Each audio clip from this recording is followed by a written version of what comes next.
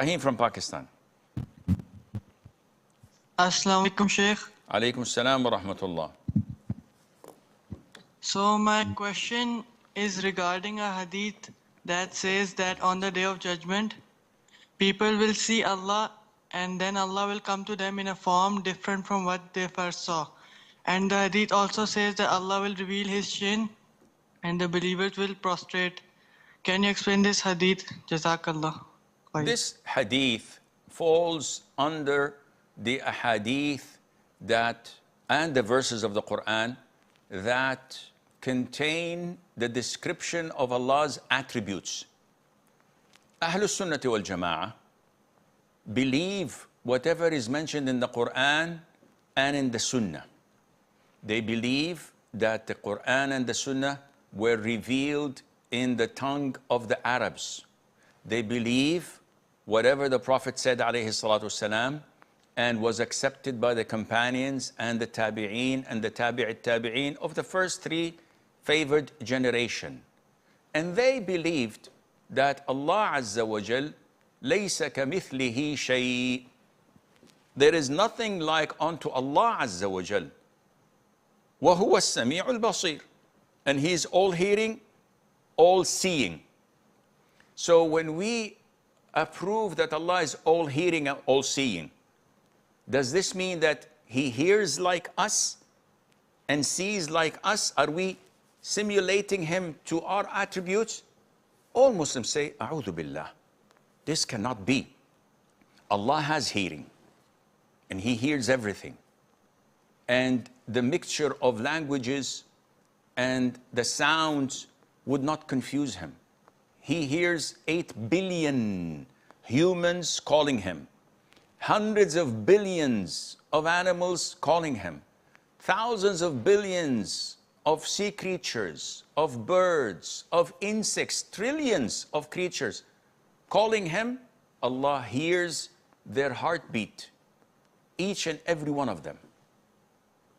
We say, Laysa kamithlihi shay. There is nothing like unto Him. So His hearing, His seeing is never similar to any of our attributes. Likewise, when Allah describes Himself of having 2 hands in the Qur'an and having a face and having 2 eyes and having a shin and having feet, all of these we believe in, but we don't go to the extent of those who give Allah simulation to His creatures. Oh, you mean that Allah has hands like this? A'udhu billah. You crazy? How dare you speak about Allah like this? You said Allah has hands. I didn't say. It's the Qur'an and it's the Sunnah. And if you go through the Qur'an, and you will find that وَمَا قَدَرُ اللَّهَ حَقَّ قَدْرِهِ وَالْأَرْضُ جَمِيعًا قَبْضَتُهُ يَوْمَ الْقِيَامَةِ.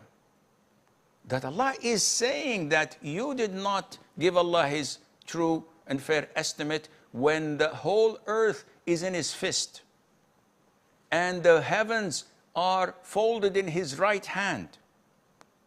This is what Allah says. He said, yeah, Allah doesn't have hands. Then you're saying that the Quran is wrong? No, this is a metaphor. The Arabs understand what is a metaphor and what isn't. The Prophet ﷺ taught us, explained to us that this is as it is.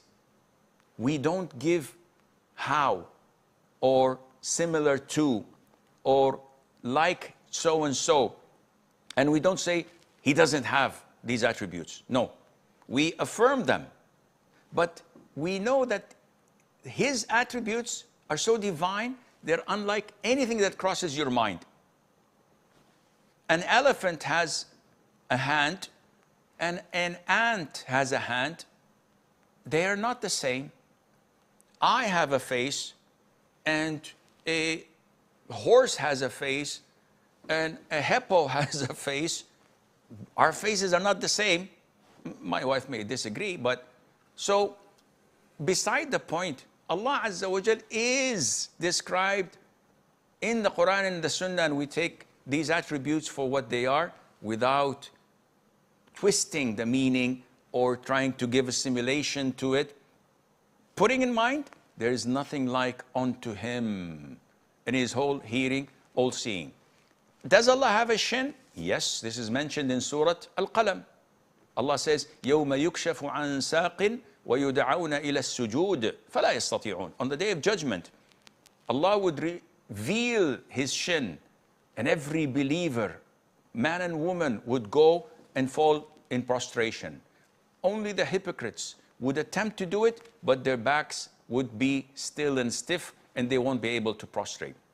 And this is mentioned in the Bukhari and Muslim, in the Sahih Hadith. So now you're telling me to reject the Qur'an, to reject Bukhari and Muslim.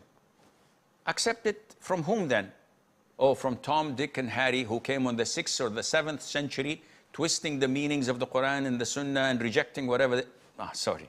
I'd rather follow the footsteps of the Prophet ﷺ, his companions, the Tabi'een and the Tabi'it Tabi'een, wherever that would lead me. And I know it would lead me to Jannah. You, or those who have confusion, follow whomever you want. But be careful, because when Allah reveals His shin on the Day of Judgment, you may fail the chance to fall into prostration. May Allah protect us. Talha from the UK.